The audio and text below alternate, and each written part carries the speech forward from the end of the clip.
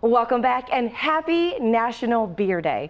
Now, you may think it's just another random day on that calendar, but it actually marks a historic occasion. The end of Prohibition in the U.S. on April 7th, 1933, people were once again allowed to buy, brew, and sell beer after 13 long, dry years. And what better way to celebrate your legal right to enjoy a beer these days than by cracking open a cold one? Here today to help us celebrate is Matthew Stock, craft beer expert from the Brass Tap. Let's talk especially about that history. What did it mean to beer drinkers worldwide when the prohibition was lifted? Well, here in the United States, it meant a great deal. As we all know, kind of during Prohibition, that there was a lot of liquor and spirits that were still being consumed in speakeasies, but because the process of making beer takes such a long time and is so involved and needs such large equipment, it was difficult to do that on an illegal scale. So the majority of beer brewing actually ceased during Prohibition. But in 1933, the 21st Amendment repealed the 18th Amendment, which allowed for beer to be consumed and drank again. Business, right? right? And you even have a beer that's like kind of themed like that, right? Sure, It's absolutely. perfect for today to celebrate with. Yeah, so we're going to start today with the 21st Amendment Hell or High Watermelon. Now, 21st Amendment is out of San Francisco. Okay.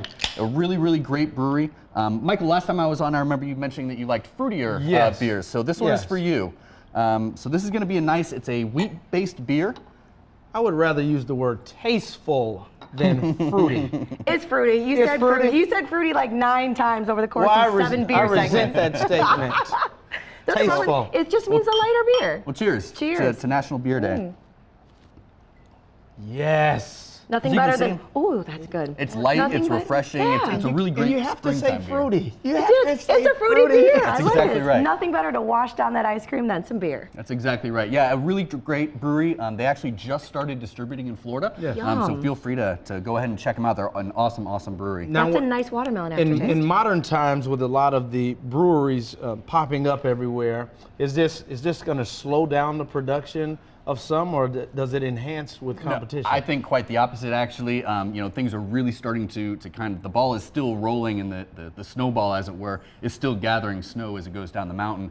We've had a record number of breweries opened last year, and our saturation in terms of brewery per capita is nowhere near it is in other countries like Belgium. Okay. So I think we need to the catch sky's up, really right? the limit. Let's keep it going, people. Right. Keep it going. The next beer I brought is another California brewery. This one is from Anderson Valley, which is, ooh, my goodness, Yeah, I'm so baby. sorry. That's what happens We're with the can. celebrating National Beer Day. Yeah, The beauty of live Splash television. So this is a Goza style beer, which is an old German style of beer. They brew this actually with lactobacillus, which is a probiotic that's actually found in some yogurts. So it gives it a nice crisp, almost a tart flavor. And this again features some fruitiness to it, but it's going to be a little bit more vinous, almost kind of akin to like a Sauvignon Blanc. Yeah, so it does really have a wine crisp, taste. a little bit dry. It's a great beer for Florida if you're doing daytime drinking or if you're out on the water. It's a really fantastic beer. It's like You a dry bring wine great beer. Yeah. My goodness. He says, he's like, I could possibly find my beer. But I've never tasted a beer that gives you that bite like this. You know, I'm a wine drinker. I do like wine.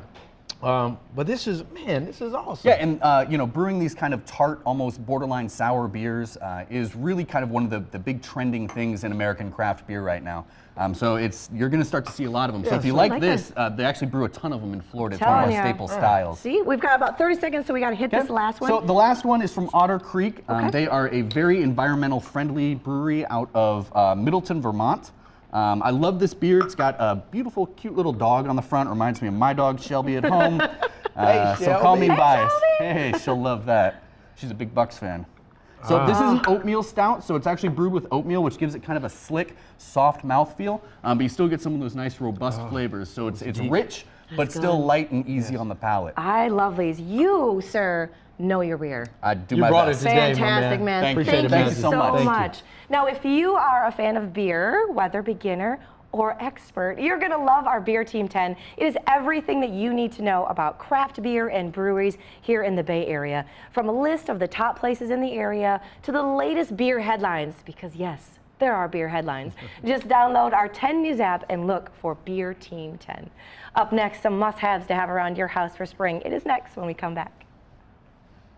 So cheers. Seriously.